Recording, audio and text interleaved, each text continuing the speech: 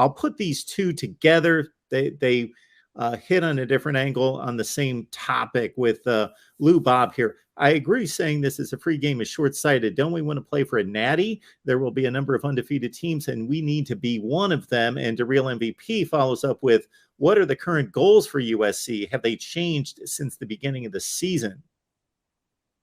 Yeah, legitimate, fair questions. And I think the proper way to frame this is, of course, at USC, you expect to play for national championships. Of course, at USC, you expect to be the very, very best. And you want to beat every team that you play. But there has to be some realism here that with inheriting everything that Clay Helton left behind, knowing the thin roster, the limitations on this roster, and there are limitations, like the fact that this defense is overachieving the way it is. Let's just recognize that it's overachieving. All right, like this was not expected, and so it's a very different deal, a very different dynamic compared to, for example, the 2004 USC team, the 2005 USC team. Those were thoroughbreds. Those were heavyweights. It was known going into the season, you're the big bad boy. You're everyone's target. Dominance, conquest is expected. All right. This year is not that.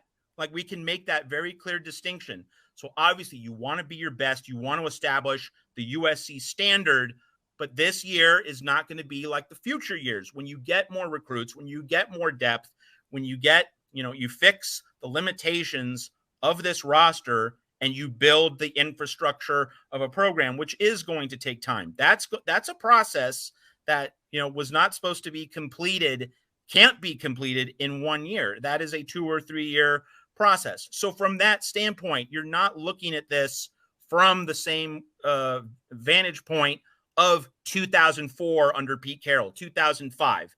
Like, in those years, yes, you're supposed to win every time. You're not thinking about, oh, well, we can lose this game, we can still be fine. No, in those years, it was national championship, highest standard, period. End of sentence. This season is not like that. So that's the difference in terms of, obviously you want to win every game. Obviously you want to make every achievement possible. But in some years, you are the guy, the man, the team.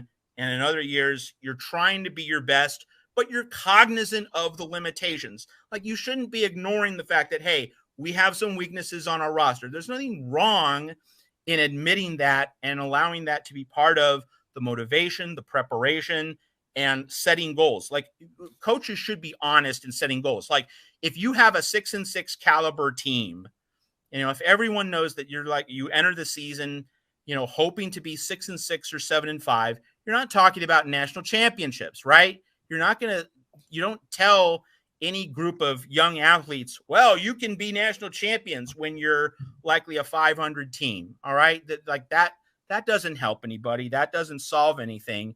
You have to be honest, not just in terms of your aspirations, but also in terms of your limitations.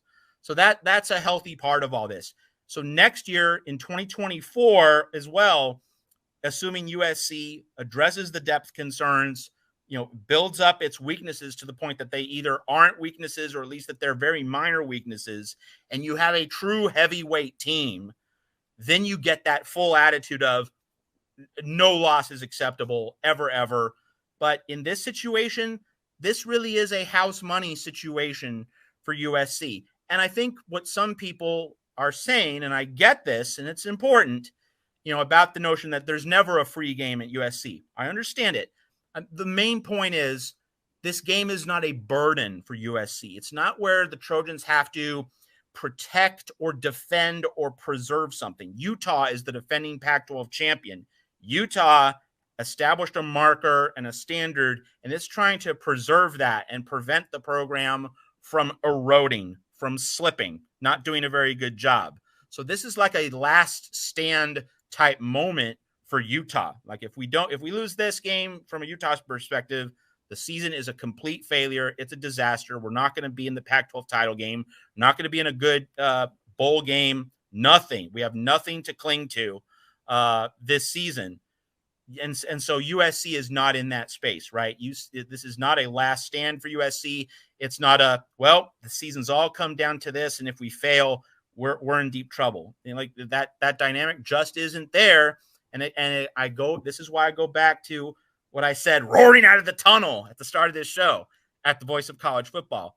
The preseason consensus was 9-3. So if USC losing its first game of the season in week 7 is somehow proof that this team is a fraud or this team was oversold. No, it's not oversold. People were selling 3 losses before the season. Losing your first game and having only probably 1 loss heading in November 19th, nothing oversold about that. USC is still exceeding expectations, and we have to be very cognizant of that.